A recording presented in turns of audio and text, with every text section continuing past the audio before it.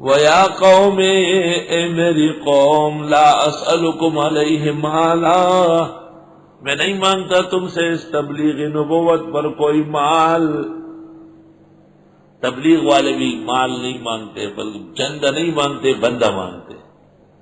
وہ یہ نہیں کہتے پیسے دو، کہ تم ہی ساتھ چلو تم ہی ساتھ چلو.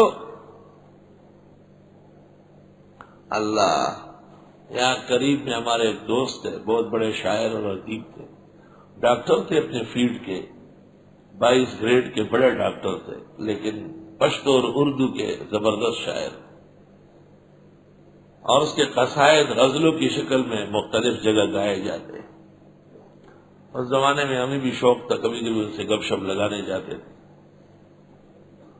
تو ایک دن میں ان کے گھر گیا، میں نے دروازے پر دستک دی، گھنٹی خراب تھی، تو اندر سے ایک خاتون نے کہا معاف کیجئے معاف کیجئے. یہ مانگنے والوں کو اس طرح کہتے کہ معاف کیجئے. میں نے پھر گھنٹی پر زور سے انگلی رکھی تو بچ گئی وہ زور سے.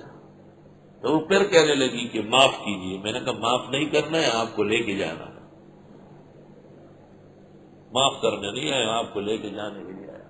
میں تھا وہ زمزا سروان کمنڈا دن نہ لاڑا، بھاگتی ہوئی در گئی. ڈاکٹر صاحب سے کہا باہر ایک مولوی کھڑا ہے، اور میں نے کہا کہ معاف کیجئے. اس نے کہا نہیں، آپ کو ساتھ چلنا ہے. تو وہ ننگے سر اور ننگے پیر دوڑتے ہوئے آئے، کہنے لگے خدا کی قسم لا الہ الا اللہ. یہ سنتے ہی میں نے کہا آپ آئے، یہ اور کسی میں جرت نہیں ہے. بیوی کو کہا بے شرم، تو دیکھتی ہے تو نہیں جانتی ہے، یہ مانگنے آتے ہیں یہاں. اتنی بڑی عید ہو گئی کہ ہمارے گھر آئے. میرے گھر جو تیرے قدم چلے اور میرے ساتھ شمس و قمر چلے.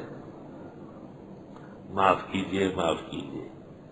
وَيَا قَوْمِ اے میری قوم لا اسألکم علیہ مالا، میں نہیں مانگتا تم سے اس تبلیغ نبوت پر کوئی مال. یاد رکھنا، مخلوق سے مانگنے سے باز آ جاؤ، ایک اللہ سے مانگو، وہ مخلوق کو سامنے کرے گا. مخلوق کو ترغیب دے سکتے، کام سمجھا سکتے کہ یہ دین کا کام ہو رہا ہے. حق تعالیٰ نے آپ کو توفیق دی ہے، اس میں آپ دین کی مدد فرمائیں. اور اس کا ایک بٹن، ایک پائی اگر تیری جیب میں آئی تو تم نے تفسیر کو درس پر مٹی ڈالی، سائل بن گیا، آپ کا کوئی حصہ اس میں نہیں.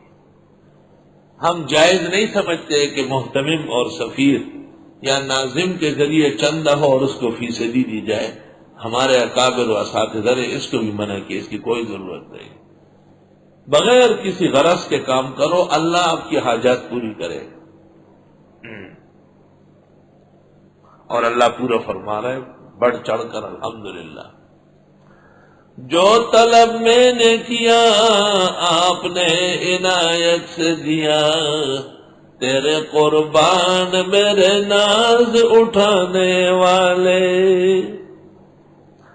کبھی کبھی اس شعر کو میں اس طرح خمار میں پڑھتا ہوں. جو طلب ہی نہ کیا آپ نے عنایت سے دیا، تیرے قربان میرے ناز اٹھانے والے.